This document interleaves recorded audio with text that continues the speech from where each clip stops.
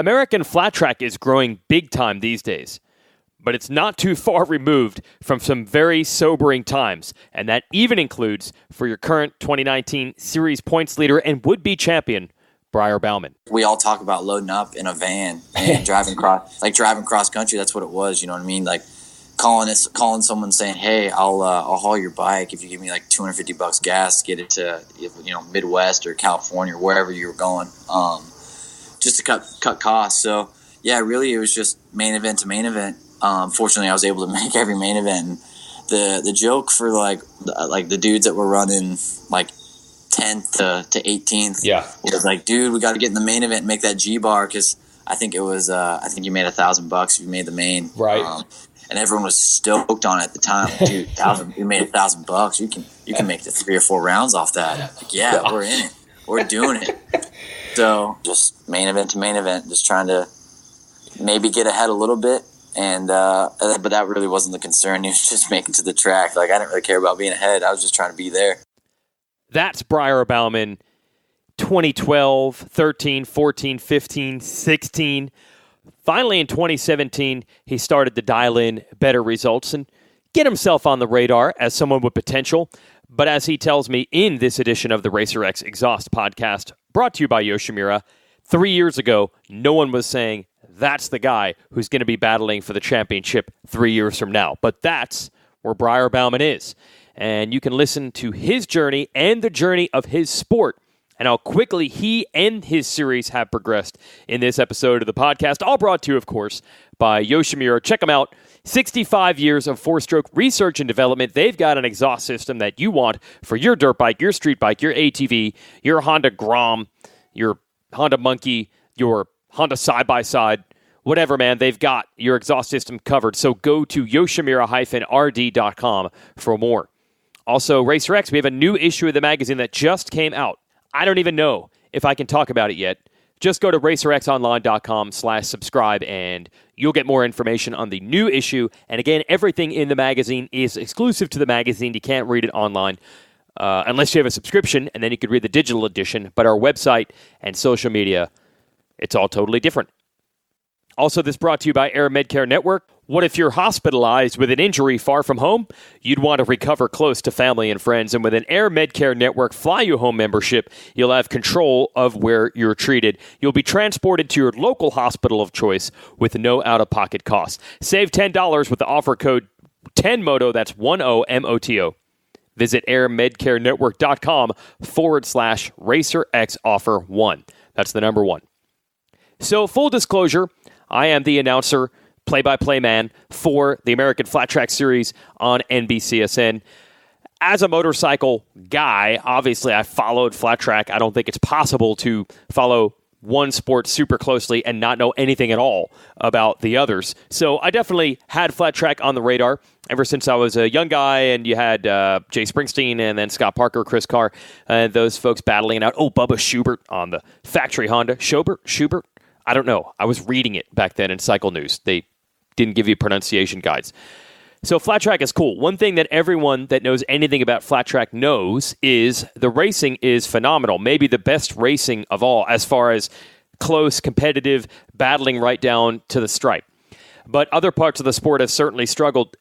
In the 50s and 60s, this was really America's premier motorcycle championship. Obviously, it was usurped by motocross and supercross, and for a long time by road racing. And just to give you a quick idea of how this happened, flat track was huge here. There was always a connection between flat track and road racing that had the AMA Grand National Championship where you had to run both. As the flat track racers from the U.S. also got better at road racing, and then they went to Europe and raced in what is now known as the MotoGP series, it made road racing even bigger. You had this legacy of Kevin Schwantz and Eddie Lawson and Wayne Rainey, Kenny Roberts going over and winning at the highest level of road racing as Americans. And it both made flat track look awesome because they had roots in flat track, but at the same time, they made road racing so big that everyone wanted to eventually just become what they became, which was a road racer, which made the AMA Road Racing Series blow up at the expense of popularity of flat track. Does that make sense? So flat track began to not quite die off, but certainly shrink through the 1980s and 1990s based on Roberts having success in the late 70s and then going into the 80s with the other riders I mentioned in what is now called MotoGP. So if you could follow all that, it led to flat track once being huge and then being small and then to the point where hardly anyone was making any money at all. The series was just going on essentially because of the love of the sport, and the riders weren't going to give it up even if they couldn't really make a good living at it. Then in 2017, some major changes. I did a podcast earlier in the year. I expect and hope that you go back and look at the podcast I did back in March with Michael Locke, who's the CEO of AMA Pro Racing, which operates the Flat Track Series.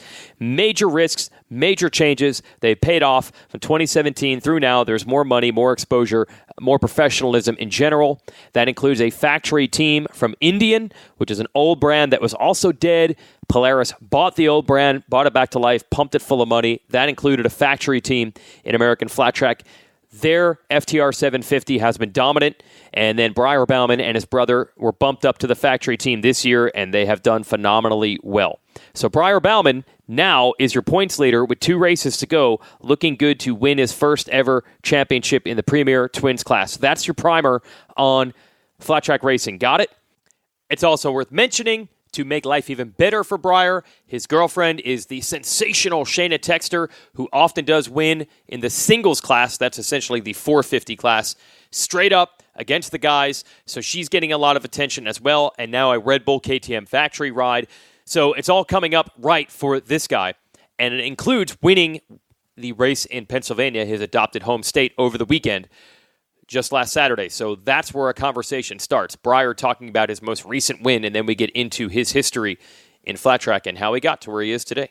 Enjoy. Okay, so you won this one, but it sounds like they did make you work for it. Even Brandon Price coming on there for a little bit, and you had to battle with Jared and whatnot. So none of these races are easy. Even though you're winning a lot this year, it seems like there's a battle pretty much. That's just flat track. It's going to be a battle. Dude, it seems like all the ones that I have gotten have been pretty intense, whether it's with my stinking brother or anyone. Yeah, so it was definitely a battle. I mean, Jared was a little bit off most of the day, and then the way he usually ticks is he grabs the whole shot in the main event when he's off, and then he turns into the guy. So I'm like, no way. Mm-hmm. But yeah, I got by him, and I just started cutting laps and thought I felt like I probably had a half lap on everyone. Mm-hmm. I didn't look back until white flag lap, and I saw Price was there. I'm like, holy shit. Oh, whoa. Yeah, like, dude, something like that. Someone's here. Like, I didn't realize that at all, and he was, like, close. So, yeah, I mean, luckily I didn't look back earlier because I probably would have blown it. But, yeah, it was a battle for sure. Were you backing it down, do you think, or even subconsciously when you had that big lead? Yeah. Usually for me, when I get, like, 5 to go, I usually kind of start to get into like bring her home mode. Yeah. Like, hey, don't get too sporty. But yeah, it was weird. I looked back and was like, holy cow, because I did take a couple laps easy once I got 5 to go, thinking I was a little bit further out than what I was. Yeah, he was riding really good. So yeah. Okay, here's the obvious question for this year. How have you managed to manage this every time we're like, here's a problem, here's a bad race, Jared or someone's coming on? It's like you bounce back as if you've done this before, but you haven't done this before. So how are you managing this? That's, to me, the biggest question of all this year. You're riding like you've won titles before at this level. Man, I think that it's just my whole environment. Mm-hmm. I have such a good group of people around me. Mm-hmm. It's not like there's a whole lot of, I mean, obviously there's pressure to win from the team and the factory and everything, but at the same time, it's like, the guys that I show up with every weekend, like, we're just happy to see each other, and then we get to race too. So it's so much more laid back than I could have ever imagined to be in this position. So I'm a laid back dude. I don't take this whole deal for granted. I know that I'm fortunate that I get to do it. And when I get to the track, whether it's after blowing a tire off or crashing a few times, it's like, dude, I'm here again. It's a blessing. So. Yeah, it makes it easier for me to think about it that way and just go out and do my deal than to think, dang, I lost a bunch of points last round and I need to show up and make it happen. So, yeah, I mean, just taking it strides, not getting ahead of ourselves and just appreciating the moment and not like trying to think about the next one. Okay. So, like, when you have a bad race and then you come back and win the next one, we on the outside media are like, wow, he responded. Wow, his back was against the wall. Wow, he had pressure and he rode through it. But during the day of that race, is it just like another race to you? That's not like all day you're thinking, I have to win, I have to win, I have to win.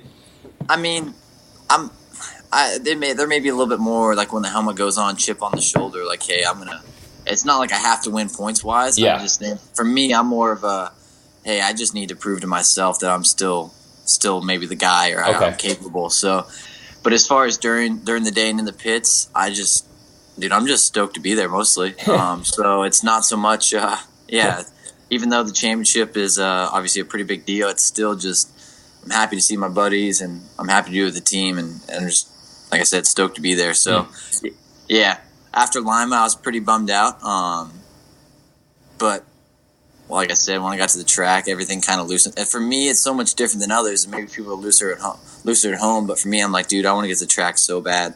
And I get to the track, I loosen up because I get to just hang with the guys I don't get to see all week. And, when I get on the track, maybe there's a little bit more of a chip. I'm like, hey, I'm going to go out there and show how it works and how I can do it. So that's interesting because your team, so you did get upgraded to the factory Indian team, but is it, correct me if I'm wrong, is it kind of like somewhat your old group and then, somewhat of an upgrade to some factory stuff? It's kind of your old group in a way, right? Is that how it works? Yeah, completely. So right. I got the chance when I went to sign with Indian.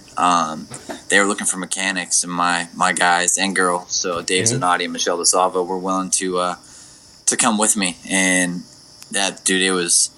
I know for a fact I wouldn't be in the position I am now if it wasn't for that, like Indian doing it, and then also those guys doing it. So, yeah, really, we just got a little bit better stuff. The Indian obviously was already incredible. I won on it before, and then was doing really well at the end of the year last year. That was just a stock motorcycle that they sell. So now that we've gotten some better components and stuff like that, things have just gotten better throughout the year. Yeah, it is interesting. As stacked as the field was this year and as good as the racing has been, we just look at the points and it's like, oh, but look, it's the 3 factory Indians that are still on top. So it has to be pretty darn good. Yeah, it's incredible. I mean, I feel like, Jared and I are riding really well. And then my brother coming in, he's really soaked up a lot, which has been good. I was kind of nervous that he was going to take the pressure and be real nervous with it, just because he was so far from this position that he's in now. But yeah, I mean, he took it and ran with it, and he's asked so many questions and just kind of like tried to learn off of everything. And it shows. I mean, dude, I have raced with him for wins like way more than I would have ever thought I would have this year, and he's been in the lead pack most of the time. I think he had a rough weekend this weekend. We were talking about it because we tested yesterday, and that was the first time he's been outside the top 5 in like 7 rounds. So I'm like, dude, you're having a great year. So right. Yeah. Yeah, I was wondering that because you immediately were winning and leading the points, and I was wondering if that was going to put some pressure on him, even though, again, like you said, you were kind of further along with your development already. But I was wondering, it's like, well, we know Mees is good, and now we know Briar is good, if that was going to start putting some pressure on him. But it seems like he was able to either respond to that or ignore it one way or another. Yeah, I think that it was just, like I said, our team is so cool. The guys that I worked with, that's why I wanted them to come along. Like Dave, like my crew chief for Bronson and I, Dave Zanotti, he's a racer. He gets it. It's not like a guy who didn't race before and it's like, hey, you need to win. He's like, hey, man, I understand. You're going to have a day where something isn't right for you, and I can do everything I can to the motorcycle, and you're still going to be a 5th place guy. Like I've raced, I know that feeling, I know how it works. So for Bronson, he didn't struggle the first couple rounds, but there was like a few things that kind of like cut him back a little bit. And I think that he thought that everyone was going to be like, dude, you got to turn it around, and everyone was more so like, hey, what can we do just to help you, and how can we grow? So when he started feeling that rather than thinking what it was going to be or what it could have been as far as pressure, he just kind of realized that, hey, man, I just need to ride the way I can and we'll be fine. Let me go pretty far back here with you and try to get your background going into this. Like, the singles class is pretty well established with rules these days as like the up-and-coming class. Am I right in saying, like, when you were coming through, it wasn't quite so simple? It seemed like you jumped into the twins class, like, really young. Like, what was your pathway? And did you expect, like, were people expecting, like, oh, in 5 years, this is going to be the guy? Or is this all kind of under the radar? Like, how did you get to this point? So I jumped in the singles class in 2012, and I only did 6 races. Right. Sorry, I jumped in the singles class in 2011. Yeah. 2012 was my rookie year on the twin. So I only did like 7 races, but I won 4 of them. And I was in it. I was pumped. It wasn't the singles class that it is today. Right. It's pretty like you said, it's stacked right now. It's really competitive in the singles class, but it was still like anyone who won in that class, everyone had pretty high expectations for the following. When you did. Okay. So everyone was, instead of like staying in the singles class, I wanted to go to the twin. I'm like, I'm good. I'm done. I'm 16. I know exactly what I want to do. I'm gonna do it all. So moved up, and it was terrible. I mean, I'd never been more wrong in my life. I didn't realize how good everyone is, how great equipment, like how big of a deal equipment is, like the motorcycle you're on, how mentally tough it is. So yeah, I spent like 3 or 4 years trying to even figure out who I was. I always had some decent results throughout the year, but it would be like, when I say decent, I'd get maybe a top 5 somewhere, and then the next weekend I would maybe not make the main or be like a 17th place guy. So it took a while, and I got to the point where I had a pretty good year, say in like 2015. I won a race. That was back when we ran 450s and twins throughout the year. Yep. I won a 450 race. I had 2 podiums on the twin, and then I was thinking, all right, things are looking up. And then 2016, didn't really have so much of a ride going to the off season, which was, I was still only 20 years old at the time, and I'm like, holy cow! I thought I was going to like really take off. So I ended up getting something last minute for 2016, and I did not very good. I think my best finish was like a 6th or 7th, and I did like once, and after that it was just terrible, really. And then David Zanotti Racing picked me up for 2017, and I knew that, or I at least you don't know anything really in motorcycle racing, but you believe, and that's what everyone kind of runs on. So I believe that I had what it took, and yeah, from there on out, when I hopped on with Dave Zanotti, we did a lot of things that no one really thought we could do, like right away. So that was huge. Yeah, so that's what I was wondering. So it wasn't like, okay, maybe that 2011, because you won a bunch of races in singles, maybe you were kind of marked as, oh, he's 16, but he's going to go someplace. But I would assume then 2014, 2013, 2015, even a little bit, were people marking you as like, oh, 5 years from now, he might be champion of the twins class? Did that appear to be where you were going? I think when I got done in 2011, everyone was like, yeah, he's definitely the next guy. Right. I had people, that's why I was probably so fired up about going to the twins class. Right. Was everyone was like, dude, you're good. You got it going on. You're riding awesome. And then from 2012 to honestly, from 2012 to 2014 was like, honestly, just like a blur. I had, I think it was 2013. Even in 2012, I was right. I think I rode 2 or 3 different brand twin motorcycles, I got to the point where I'm calling guys like, hey, can I race your bike this weekend? Like, not knowing the bike at all. Just wow. You know what I mean? Just one of those deals, just full on, just kind of how the flat track deal worked, was just going through the motions of being at the track, not really even thinking about a podium or being competitive, just trying to race. So, yeah. Like I said, 15, I had a pretty solid deal, and we had some pretty good results, but I thought that 16 would have resulted a little bit better, but it wasn't that at all. So, yeah, once we got I think at that point it wasn't. No one was really saying like, "Oh, that guy's 2 years from," or 2016, 3 years from then. Yeah, this guy's gonna be going for a championship. I don't think that was really the case. So to turn it around has been pretty cool for me. Okay, literally, like logistically, how do you keep it going through those years? Like, who's even? Dude, there wasn't much. There's not a ton of money even in flat track now, and I know there was even less then. How did you even keep it going? Man, honestly, just main event to main event, really. Really? So we all have, not we all, but I was fortunate that I had a great amateur career, so I kind of built a pretty good base with just sponsors that helped me out throughout the years. And that's kind of what it was. It there's not a whole lot of money in flat track, but it also, depending on what you get yourself into, it doesn't take a whole lot of money either. You know what I mean? Right. We all talk about loading up in a van and driving cross country. That's what it was. You know what I mean? Like calling someone saying, "Hey, I'll haul your bike if you give me like $250 gas to get it to Midwest or California or wherever you were going, just to cut costs." So yeah, really, it was just main event to main event.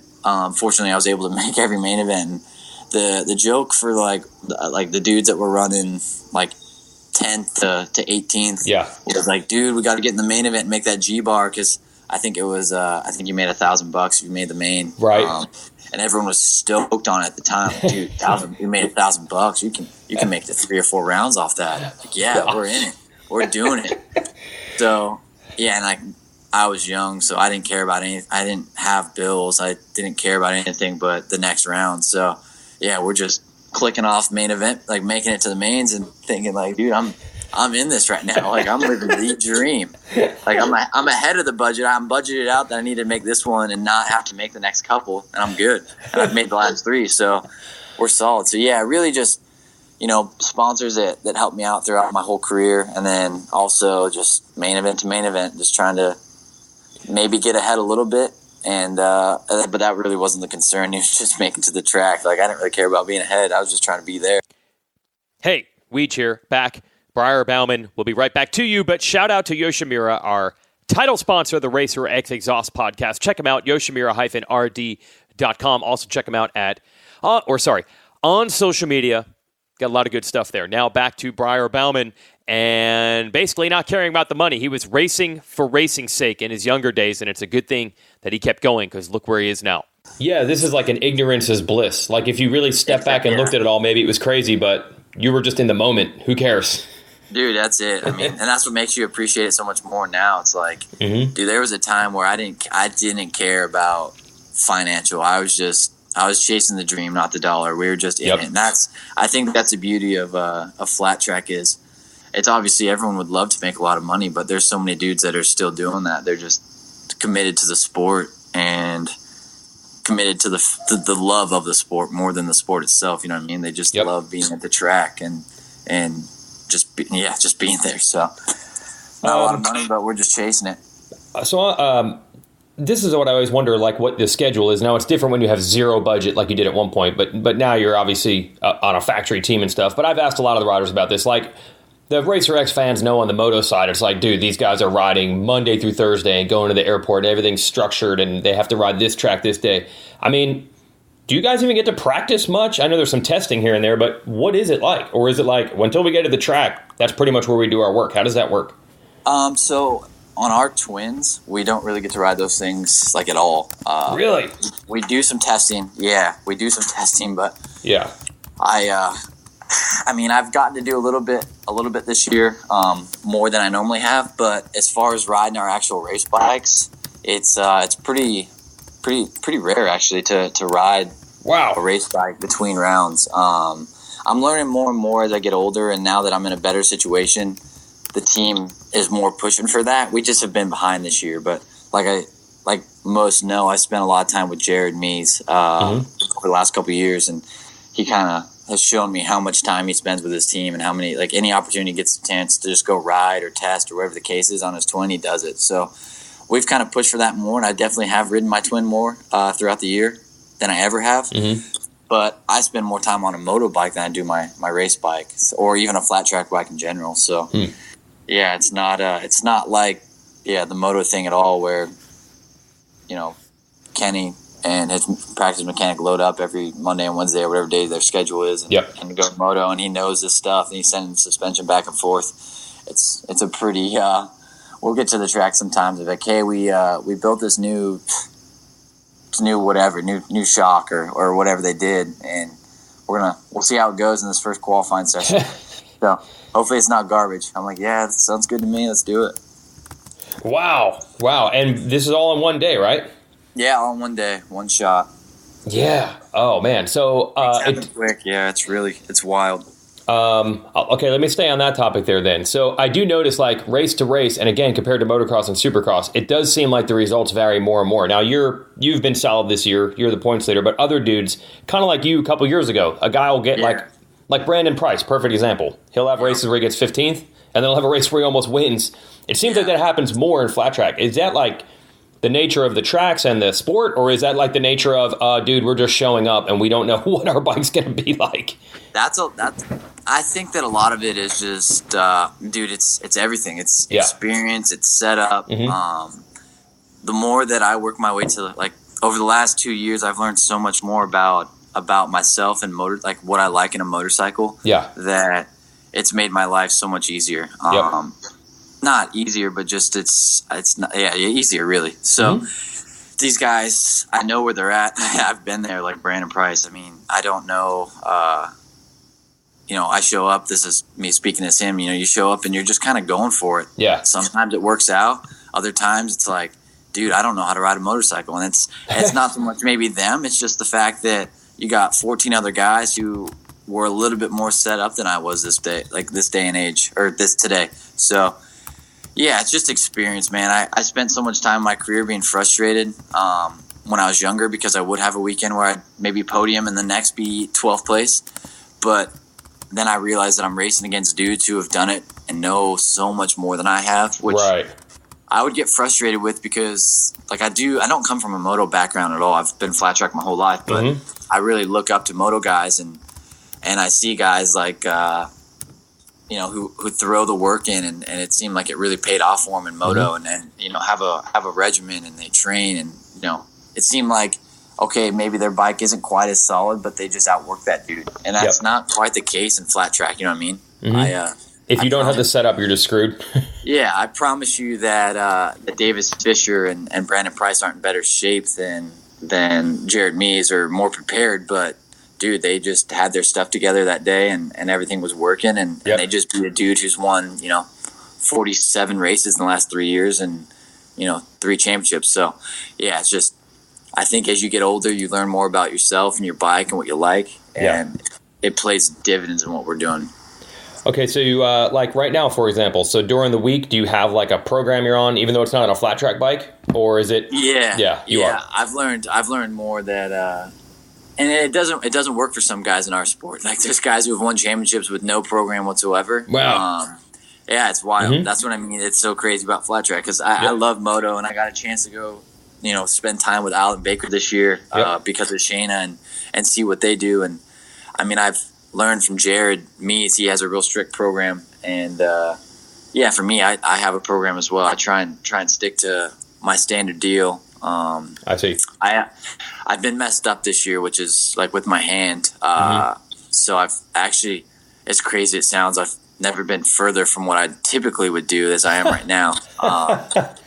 But yeah, I mean, typically I would have a program where I ride. I try and ride moto if we're not racing 2 times a week, and then ride moto 1 time a week if we are racing, which is Wednesdays. So try to cycle once a week, and I just have a Monday through Thursday plan that I try and stick to, and just kind of stay organized. It kind of keeps my mind off of maybe say Saturday as much, and I can focus on making sure I'm as good a shape as I can be.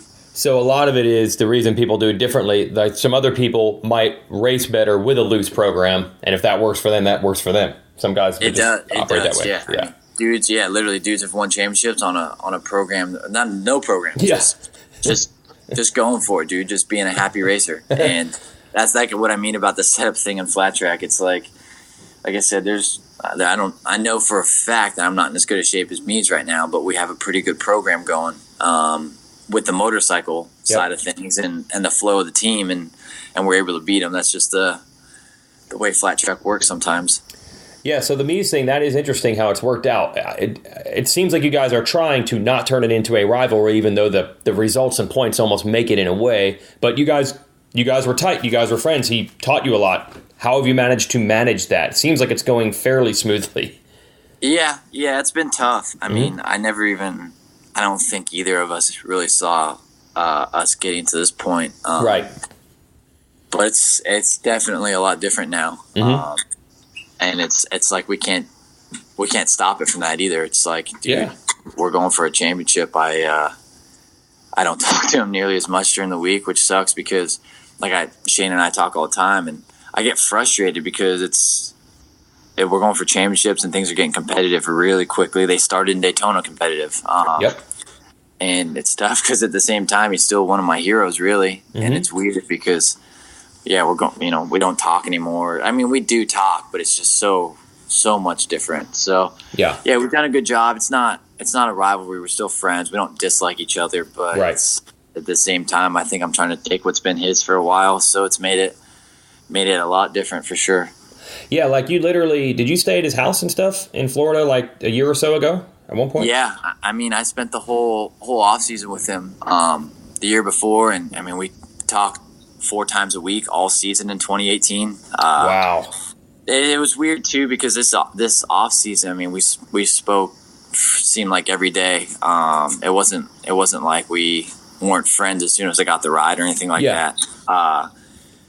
I was actually supposed to stay all winter with him, but with Shayna's deal with the KTM, they had a lot of stuff they had to do to get things ready, and she was a big part of it. So we just never got the chance to. Yeah. I still met up with him and went and rode bicycles and stuff up until Daytona, but as soon as like the racing started, things got a lot different really quickly, it seemed like.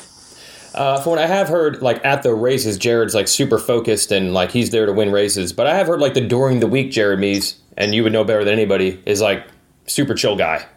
Oh, it's so different. Yeah. I know that. Like, there's a lot of people that Jared's just a serious dude. I mean, there's a reason he's won as many races the last couple of years, and that's just because he takes his job really, really seriously. But as soon as you get him away from the track, he's the furthest thing from what you see at the track. He's I mean, he's still a grinder and he still does his job. But yeah, he's so much more laid back. I don't know about these weeks as of late. He might be a little bit more serious, but yeah, no, he's a cool dude to hang with. He's relaxed, he's fun. We have a good time. But yeah, like I kind of bring that same relaxed deal, kind of hang out at the track, where he kind of has a switch where he gets there and things are all business. Yeah, and I remember you even telling me that at Daytona. Like, your goal is if it's not fun and it's not loose, you're just not going to ride as well. Like, it just has to be that way. That's what makes you tick. It's got to be fun.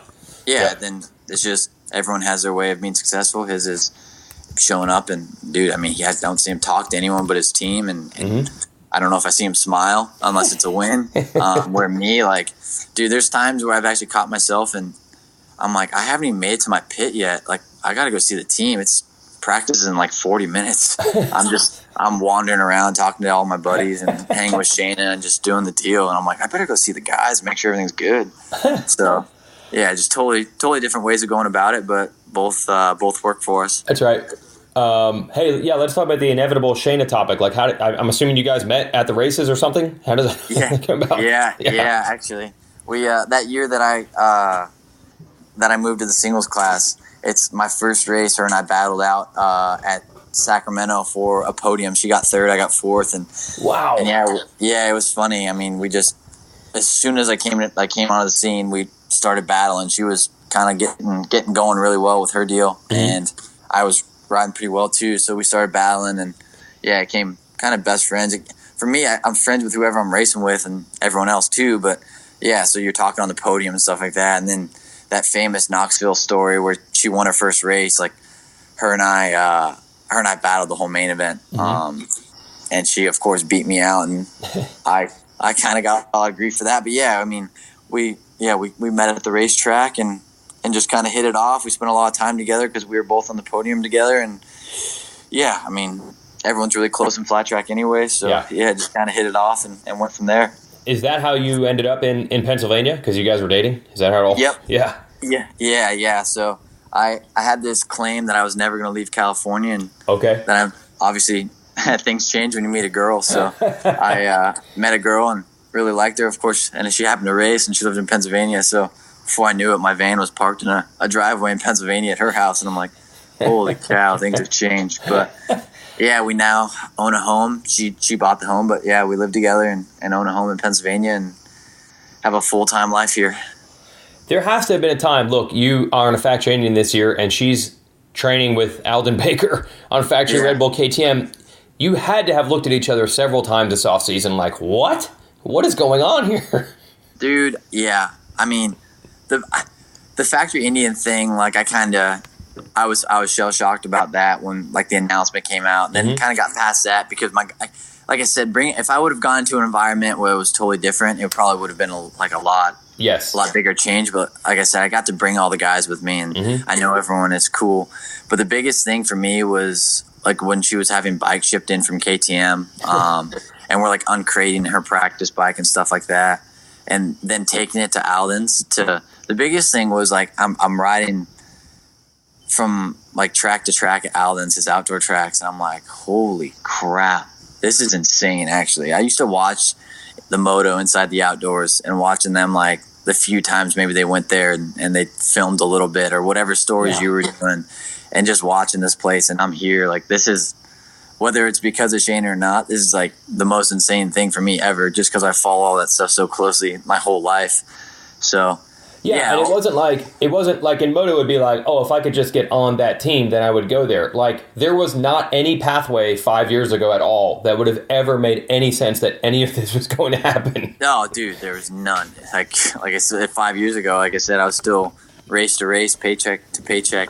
Yeah. Just happy to be living the dream. And now all of a sudden, both of us are making like a legitimate career, a pretty happy and healthy career out of it, and getting to do things that I would have never in a million years. Like if I could, there was a time 5 years ago, if I was like, dude, if I could make enough just to live like happily, I will be so stoked. And then all of a sudden, I'm getting the opportunity to do all this cool stuff and like knowing guys that I've looked up to, like Alden personally, and being able to message Zach Osborne and him respond and not just be like, who the heck is this guy? I mean, it literally is a dream come true, just because I'm a pretty big fanboy myself. So to be in a position where I think people also look up to me now is just, it's full on dream.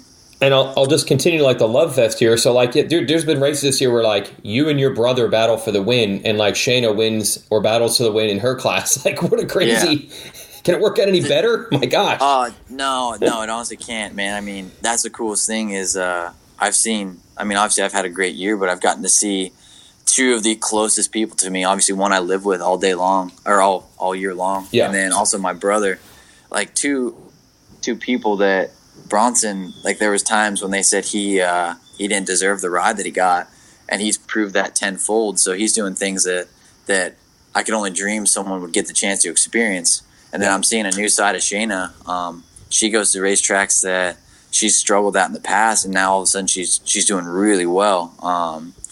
And she's just a new person on a motorcycle. She's had the chance to ride new tracks, and she has more of a program than she ever has with training, and then also riding during the week. And I see it more than anyone because I get to experience it every day of the week and then see it, unfold at the racetrack. So when we all have a day where we're battling for wins, and Bronson and I are battling each other, it's like, as competitive as I am, it's like, dude, I'm just proud of everyone. This is great. We all dreamed of this, and we were all together traveling, doing the paycheck to paycheck deal, and all of a sudden we're going for wins at the highest level of our sport. It's pretty incredible to sit back and think about.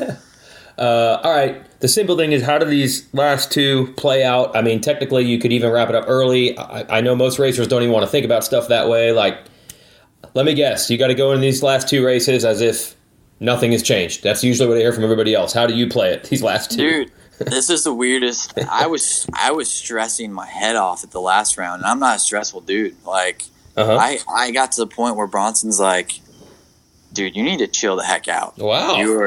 He's like, you're the baddest dude here. You've just fast qualified. You just won your semi with the fastest times.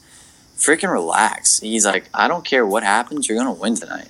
Wow. And that was kind of a game changer for me because he was struggling. Like, he didn't need to say anything like that to me. Mm-hmm. Typically, I don't care how good of buddies you are. Your teammate's not going to say that to you. So that helped a lot. That was good. But last two rounds, I mean, I'm not gonna lie. I don't know what the heck I'm supposed to do. To be completely honest with you, like, I'm trying to get pointers from the team, and they don't. I mean, this is their first year.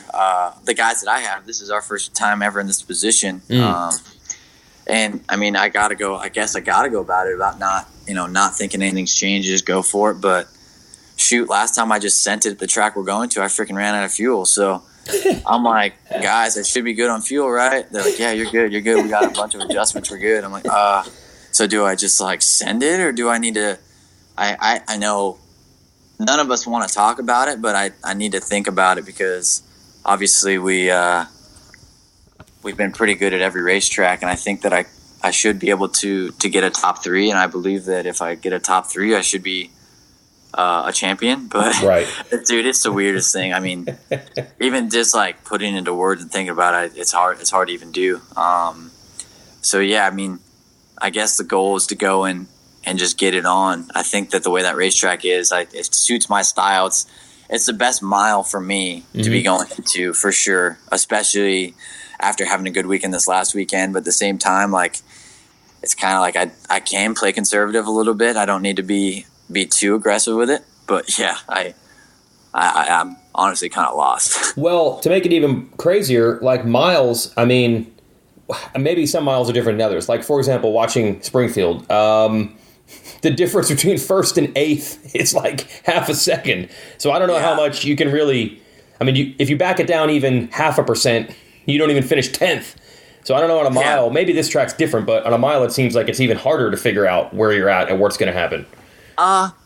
Fortunately with this mile, it's a cushion. And the thing is with our deal, the track always changes. I mean, it's like from year to the next. So even day to day, Springfield, the back-to-back days, the track was so different from one day to the next. Yep. So I'm praying that it's a cushion, because that typically separates everyone quite a bit. I mean, I think that I had like 9 seconds when I ran out of fuel on Brian Smith in second. So those racetracks are more technical. They break everyone up quite a bit more. So I'm hoping that's the situation. I don't want to take a look back if I'm leading or in second or third and see 15 other dudes, because that's usually not a good spot like I was in Springfield. Yes.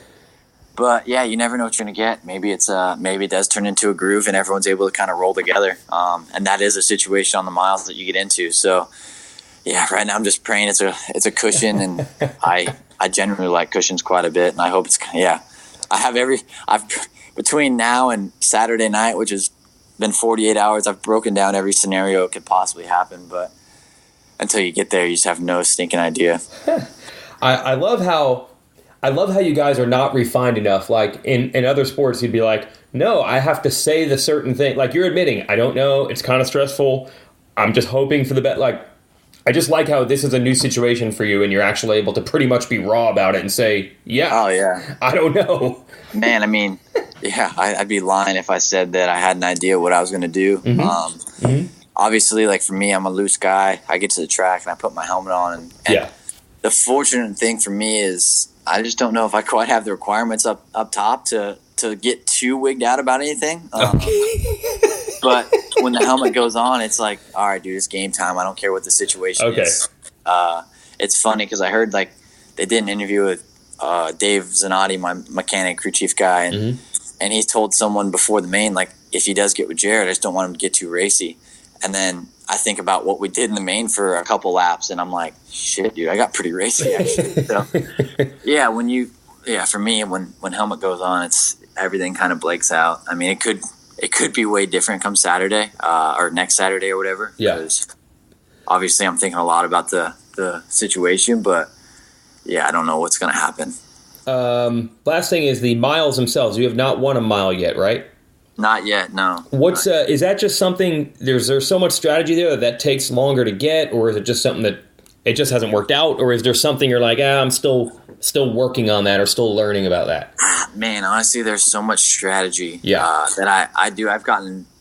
I'd never even podiumed a mile before this year, so there's so much strategy and the stuff, like experience that goes into it. I catch myself, and especially after like Sacramento, and Kentucky and Sacramento were full on examples of it. Like lap 20 rolls around, have 5 to go. I'm like, holy cow, I got to start planning out what I'm going to do here. And I have no idea what that is. Like I have 5 laps to figure it out, and it's going to be over in a minute. So I better figure something out. And I don't. Like I get done afterwards, and I think about it, and I'm like, I could have 100% done this better. And that's just how it works, I think. And I think that's how you learn. But in the moment, you don't know that until you're in the moment and you get to experience it. And for me, I'm a guy who learns afterwards. Like, I sit back and I watch a lot of film, and I watch all my races just to see what I could do better, no matter how I do in that race. So, so I think it's just been one of those deals where experience, strategy, things I could have 100% done way better, that might have gotten me a win. I have 3 second places, so clearly I have messed up a little bit somewhere along the lines. But yeah, just something that I'm trying to learn on. I mean, obviously it's been a big topic. They've posted a lot about it and stuff like that and talked about it a lot. But for me, I'm just trying to learn as much as I can, and hopefully it happens. Yeah, because the other thing is, I would think, okay, you can learn to ride a bike or develop your skills, but for the mile, the only way you can really learn it is with that draft is to be out there with other riders, which is only going to happen in races. Like, there's literally nothing I would think you could do in practice or during the week to really figure that out. It's like you have to learn in the races.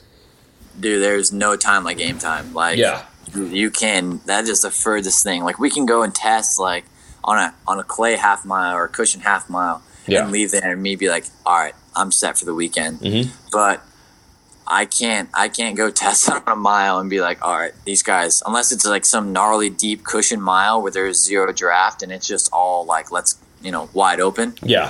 There's no time where I'm like, all right, these guys are hosed. Like, I'm winning this thing for sure, No, you'd have to have 15 of you testing on the same day and purposely drafting each other. That's the only way you could really do it, honestly. Right. And that still just changes because guys can do things differently. Sure. Say I draft by someone and someone gets a double draft, more wind, and all of a sudden they're skate. There's just so many variables. Race time that you just can't match it. But it's cool. I love it. Like, there was a time when I wasn't even close to the lead draft. So now that I'm getting done with this and I'm in second place, and I get to think like, man, maybe if I did this a little bit differently, I could have won. That's something I've always dreamed of. So yeah, it's just part of the deal, part of the learning. But because of the way the points, I guess, have worked out, I'm sure you want to eventually win one of these miles, but is that kind of like, if I get one this year, that'd be cool, but that's not the priority right now? Yeah, it's changed so much. Like I said, I don't know how to say it other than say I'm kind of lost. Like, I wanna go to Minnesota and just do what I did last year and hold it wide open and just put that bike to the ringer. And I'm thinking, well, it probably isn't the best idea. You know what I mean? Like, I spent like 20 laps wide open on that thing, and I mean, I would like to think it's not the best thing you can do to the bike, but at the same time, I want to win a mile so bad. But on the other end, like I said, I mean, it all boils down to like, I don't know what to do. If the team said, hey man, go out there and get third, I'd be like, all right. But if they said, do everything you can to win this thing, I'd probably be like, absolutely. I'm just living in the moment right now, honestly. I've never even been close to this position. It's something I've dreamed of my whole life, and I've never been more confused on it ever. So if hopefully next time I'm in a position where I'm, chasing a championship, I'll be able to lean back on this and be like, dude, you were an idiot at that time, and you can do things way differently. You need to relax. But yeah, right now it's just something that I have to experience to go through. Well, I'll let you go after this, but you got to be kind of proud of how you have handled it so far. Because like I said, that's the way I started this. It doesn't, even though we all know it's the first time you're doing it, the results don't show it. Like, every time you need to step up, you haven't made a ton of dumb mistakes or anything like that. You have to be proud, at least so far, of saying I've handled this pretty well for having not handled it before. Oh man, I'm really proud of just the year as a whole. I mean, it's funny. Bronson and I, we took second and third at Springfield Mile, and you would have thought the two of us had just won the mile. I see. Mean, there's so many career goals that are still ahead of a championship. Like, the fact that we're going for a championship is absolutely like total bonus. But like, I get done with races that say I win or just do something that, I mean, I didn't think I was going to be in a championship position this year. So I get to a race and I think like, dude, I just want a podium here. Like, that's been a goal of mine my whole life. So I do it. And then obviously it helps with the championship. But yeah, just a year as a whole. I mean, like if it wasn't for the DNFs, I mean, every race that I've finished, I've been on the box. It's like I would have never guessed that's where I would be right now. So yeah, as a whole, I'm just proud of myself, and I'm proud of the guys around me. I'm proud of Bronson and Shayna. I've gotten to see things that I dreamed of seeing, which is like seeing Bronson win like his first national, and then seeing JD Beach win his first national. Like, you experience those things as like yourself. Like, I wish all my friends could feel it. To get to see my brother feel it, and then to watch Shayna win when maybe she had a bad week in the year before or week before. Just like, whole year has been a proud moment for the group around me and for me and myself. Geez, you're like everybody's best bud, like everybody's cheerleader. You're in pump for JD Beach. This is hilarious. Dude, I mean, the thing is JD, I've been there before with JD. We were teammates in my rookie year. And we each had one bike. If the bike broke, we had to watch like each other race. Like, that's how it worked. We all started somewhere that was really, really low. So to be in a position where you get to see someone experience and you felt it yourself, you're like, dude, good freaking job. That's pretty cool. No, it's a cool feeling, man. Maybe in a couple years, maybe you'll be a bigger jerk about it, and you'll be yeah. I mean, I think that, like I said, it's been a dream season for me. It's way more than I could have ever asked for, and maybe in a couple years when I maybe have accomplished all these just goals of mine that I wanted to hit, it'll be different. But right now, like I think that has a lot to do with the pressure and the coming back. Is it's just something that I just have dreamed of. It's still a dream year for me. It's not like Jared Mees, he's accomplished all that I'm just trying to do, you know? Yeah. If I won a championship, it's a dream come true. For him, it's happened. He just wants it now to happen again. So for me, I'm just clicking off what I've always dreamed of, and it makes it a lot easier on me. Folks, 2 races remain in the American Flat Track Championship. They're racing the Minnesota Mile this weekend, and then the end of September, they'll have the series finale, the second annual Meadowlands Mile in my home state of New Jersey. There's a horse racing track right by the stadium where they hold the Supercross, and they'll use that for the American Flat Track finale. So check out AmericanFlatTrack.com if you want more info on those races, or you want to go, or just watch. We'll have this Williams Grove, Pennsylvania race we were talking about here. That's September 21st at 3:30 p.m. on NBCSN. The announcing is really good. Quite refreshing, by the way, how nice Briar Bauman is. And I have to add, I announced these races in a studio in Charlotte, North Carolina. I don't even get to go to many flat track races. They don't have the budget to fly the TV crew in. So I get to go to maybe 2 or 3 a year if they happen to be racing in an area that I already am going to, like Daytona. Sacramento Mile usually takes place the night of Hangtown, so it's close by. So I barely know these guys personally, but this dude, I call him on the phone. It's like we're besties. I get the feeling he's like that with everyone. Maybe that's what happens when you're in a sport that's relatively small at one point. No reason to go all rock star treatment on everyone. Anyway, I thank him for his time, and I'm glad you folks listened. I hope you enjoyed it. I know it's not motocross, supercross, but it's motorcycle racing, and a lot of the stories and mentality is really the same. So maybe you learned something too. We'll be back next week. Thanks for listening to our show. And of course, thanks to Yoshimura, our sponsor. Check them out, yoshimura-rd.com. 65 years of 4-stroke research and development. They've got what you need for your machine. If you're serious, it's Yoshimura. Thanks for listening.